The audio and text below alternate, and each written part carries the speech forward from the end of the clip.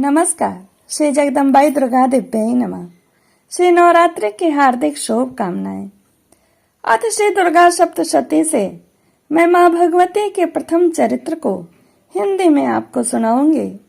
विनियोग, ध्यान और चरित्र सब हिंदी में सुनाऊंगी। प्रथम विनियोग सुनिए। प्रथम चरित्र के ब्रह्मा ऋषि, महाकाली देवता, गायत्री, छंद, नंदा शक्ति, रक्त दंतिका बीज, अग्नि तत्व ऋग्वेद स्वरूप है। श्री महाकाली देवता की प्रसन्नता के लिए प्रथम चरित्र के जप में विनियोग किया जाता है। भगवान विष्णु के सो जाने पर मधु और कैटभ को मारने के लिए कमल जन्मा ब्रह्मा जी ने जिनका स्तवन किया था, उन महाकाली का मैं सेवन करता हूँ। वे अपने 10 हाथों में खड्ग, चक्र, गदा, बाण, धनुष, परग, शूल, भुषुंडी, मस्तक और शंख धारण करती हैं। उनके 3 नेत्र है। वे समस्त अंगों में दिव्य आभूषणों से विभूषित हैं। उनके शरीर की कांति नीलमणि के समान है तथा वे 10 मुख और 10 पैरों से युक्त हैं। ओम नमः चंडिकाय। ओम चंडी देवी को नमस्कार है। मार्कंडेय जी बोले, सूर्य के पुत्र सांवरणे जो 8वें मनु कहे जाते, उनके उत्पत्ति की कथा विस्तार पूर्वक कहता हूँ, सुनो। सूर्य कुमार महाभाग सांवरणे भगवती महामाया के अनुग्रह से जिस प्रकार मनवंतर के स्वामी हुए, वही प्रसंग सुनाता हूँ। पूर्व काल की बात है। स्वारोचिष्ट मनवंतर में सूरथ नाम के एक राजा थे, जो चैत्र वंश में उत्पन्न हुए थे। उनका समस्त भूमंडल पर अधिकार था। वे प्रजा का अपने औरस पुत्रों की भांति धर्म पूर्वक पालन करते थे। तो भी उस समय कोला विध्वंसी नाम के क्षत्रिय उनके शत्रु हो गए। राजा सूरत की दंड नीति बड़ी प्रबल थी। उनका शत्रुओं के साथ संग्राम हुआ। यद्यपि कोला विध्वंसी संख्या में कम थे, तो भी राजा सूरत युद्ध में उनसे परास्त हो गए। तब वे युद्ध भूमि से अपने नगर की ओर लौट आए और केवल अपने देश के राजा होकर रहने लगे। पृथ्वी पर से उनका अधिकार खत्म हो गया। लेकिन वहां पर भी उन प्रबल शत्रुओं ने उस समय महाभाग राजा सूरत पर आक्रमण कर दिया। राजा का बल क्षीण हो चला था, इसलिए उनके दुष्ट, बलवान एवं दुरात्मा मंत्रियों ने वहां उनकी राजधानी में भी राजकीय सेना और खजाने को हथिया लिया। सूरत का प्रभुत्व नष्ट हो चुका था, इसलिए वे शिकार खेलने के बहाने घोड़े पर सवार होकर वहां अकेले ही जंगल में चले गए। वहां उन्होंने विप्रवर मेधा मुनि का आश्रम देखा, जहां कितने ही हिंसक जीव अपने स्वाभाविक हिंसावृत्ति छोड़कर परम शांत भाव से रहते थे। मुनि के बहुत से शिष्य उस वन की शोभा बढ़ा रहे थे। वहां जाने पर मुनि ने उनका सत्कार किया और वे उन मुनि श्रेष्ठ के आश्रम पर इधर उधर विचरते हुए कुछ काल तक रहे। फिर ममता से आकृष्ट होकर वहां इस प्रकार चिंता करने लगे, पूर्व काल में मेरे पूर्वजों ने जिसका पालन किया था, वही नगर आज मुझसे रहित है। पता नहीं मेरे दुराचारी भृत्यगण उसकी धर्म पूर्वक रक्षा करते हैं या नहीं। जो सदा मत की वर्षा करने वाला और शूरवीर था, वह मेरा प्रधान हाथी अब शत्रुओं के अधीन होकर न जाने किन भोगों को भोगता होगा। जो लोग मेरी कृपा, धन और भोजन पाने से सदा मेरे पीछे पीछे चलते थे, वे निश्चय ही अब दूसरे राजाओं का अनुसरण करते होंगे।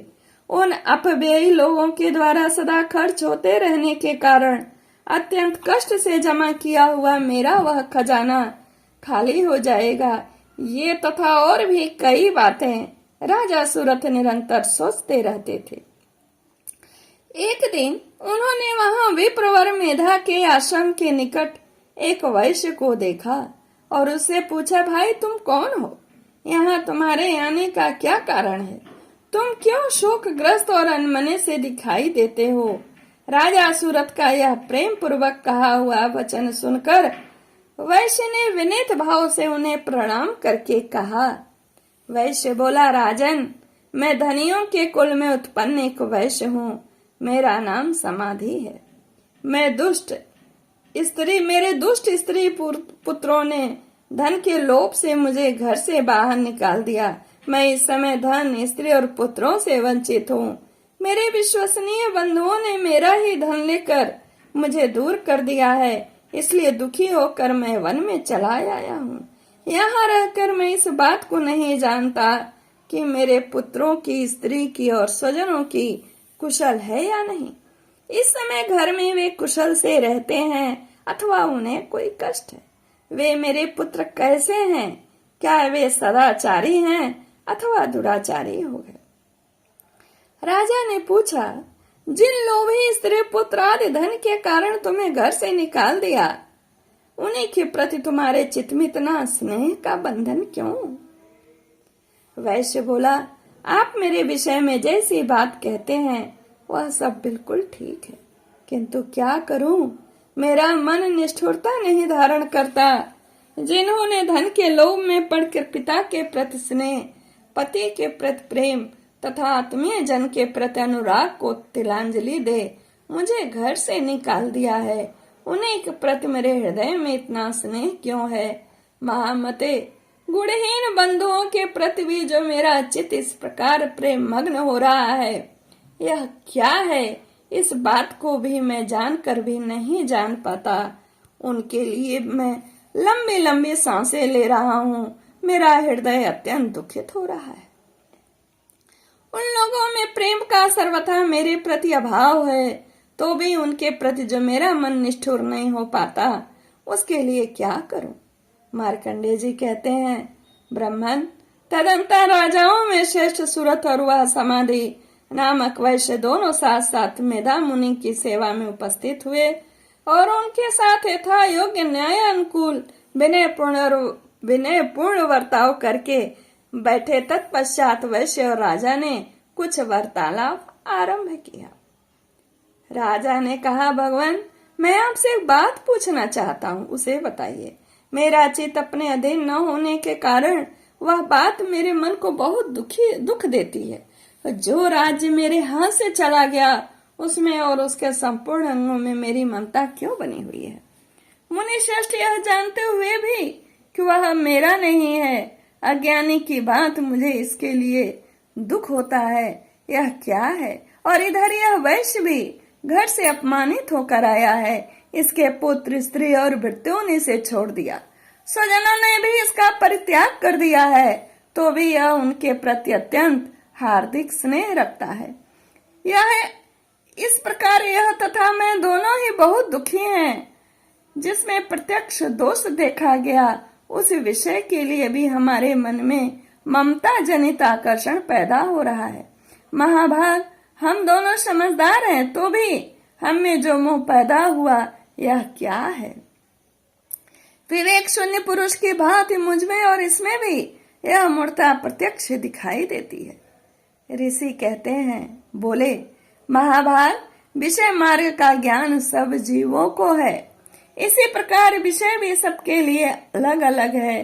कुछ प्राणी दिन में नहीं देखते, दूसरे रात में नहीं देखते, तथा कुछ जीव ऐसे जो दिन और रात्रि में भी बराबर ही देखते हैं।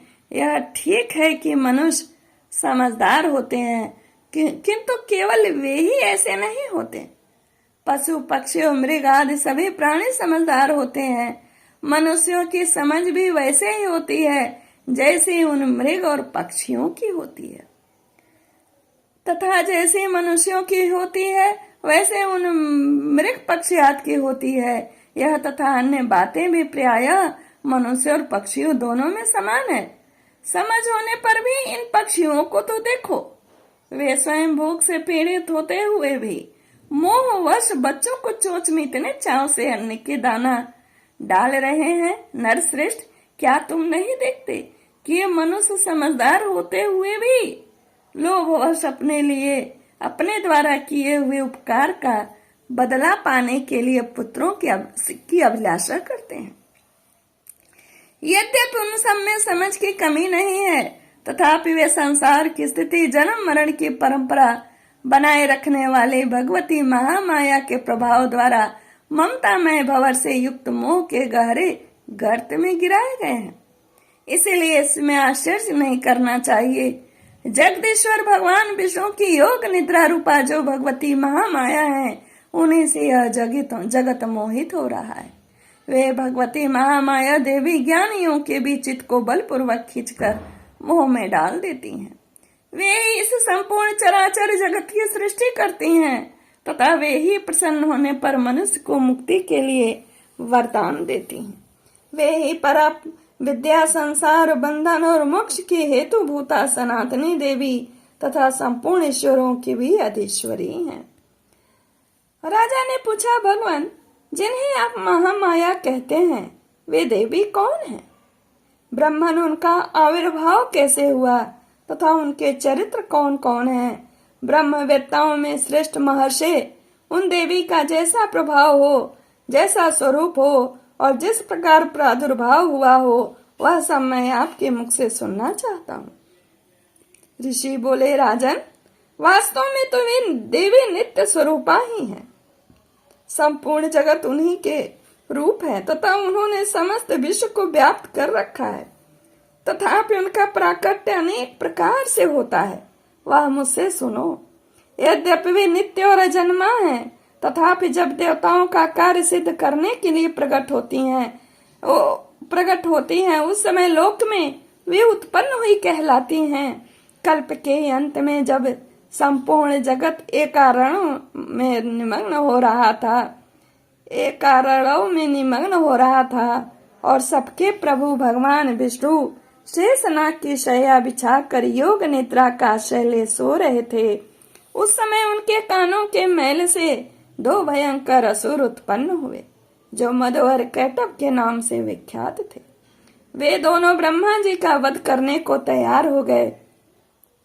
भगवान विष्णु के नाभि कमल में विराजमान प्रजापति ब्रह्मा जी ने जब उन दोनों भयानक असुरों को अपने पास आया और भगवान को सोया हुआ देखा, तब एकाग्रचित्त होकर उन्होंने भगवान विष्णु को जगाने के लिए उनके नेत्रों में निवास करने वाली योग निद्रा का स्तवन आरंभ किया, जो इस विश्व की अधीश्वरी, जगत को धारण करने वाली, संसार का पालन और संहार करने वाली तथा तेजः स्वरूप भगवान विष्णु की अनुपम शक्ति है।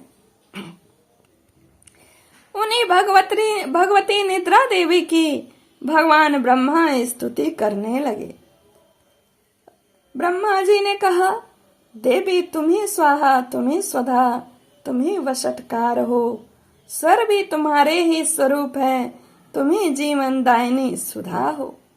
नित्य अक्षर प्रणव में आकार, उकार, मकार, इन तीनों मात्राओं के रूप में तुम्ही स्थित हो तथा इन तीन मात्राओं के अतिरिक्त जो बिंद रूपा नित्य अर्ध मात्रा है, जिसका विशेष रूप से उच्चारण नहीं किया जा सकता, वह भी तुम ही हो।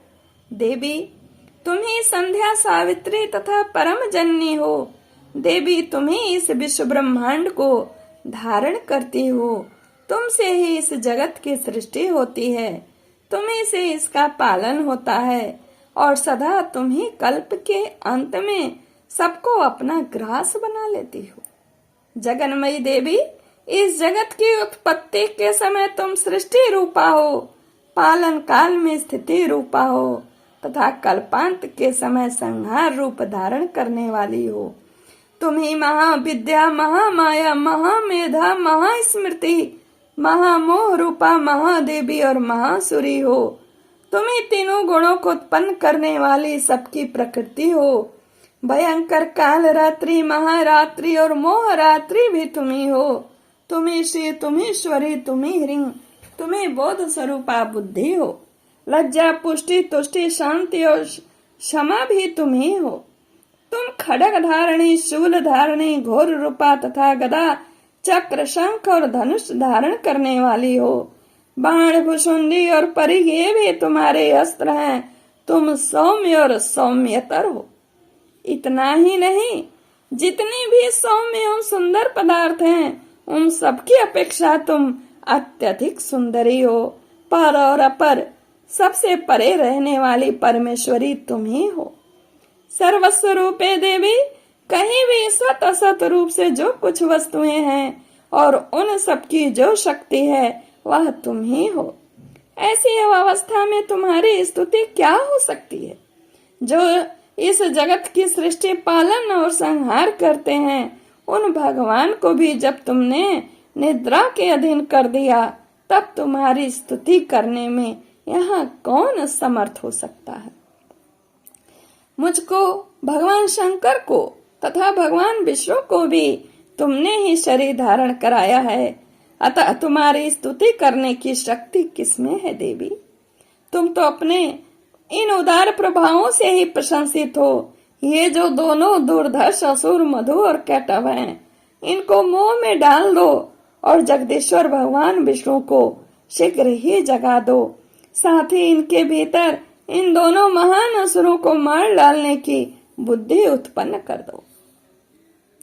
ऋषि कहते हैं, राजन, जब ब्रह्मा जी ने वहां मधु और कैटव को मारने के उद्देश्य से भगवान विष्णु को जगाने के लिए तमोगुण की अधिष्ठात्री देवी योग निद्रा की इस प्रकार स्तुति की, तब वे भगवान के नेत्र, मुख, नासिका, बाहु, हृदय और वक्षस्थल से निकलकर अव्यक्त जन्मा ब्रह्मा जी की दृष्टि के समक्ष खड़ी हो गई। योग निद्रा से मुक्त होने पर जगत के स्वामी भगवान जनार्दन उस एकारणों के जल में शेषनाग की शैया से जाग उठे।